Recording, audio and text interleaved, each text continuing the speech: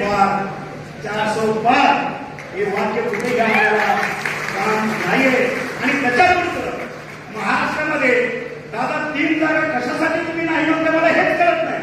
आमचे मुख्यमंत्री म्हणतात की 45 पार, सगळेजण म्हणतात 45 पार, 48 का नाही, कशासाठी नाही? त्या 3 जागेवरती आपण समजलं जे काय आज मनोविनोद होतंय, मला वाटतं ह्या मनोविनोदाचा हा संदेश केला पाहिजे। यावेळेस महाराष्ट्रामध्ये उर्वरितचे काय उभाटा गट दिसतोय, दिसत नाही, दिसतोय असं म्हणून, कारण राहिला विषय पहिल्याचा काँग्रेस असेल संपलेली आणि उर्वरित राष्ट्रवादी यांना औषधालाही महाराष्ट्रातला खासदार जाता कामा नये हा निर्धार आज आपण या व्यासपीठावर करू। आणि अशा पद्धतीचं माननीय नरेंद्रभाई मोदी यांचे हात बळकट करण्याचं काम महाराष्ट्रात सुरुवात करू एवढा विचार करतो।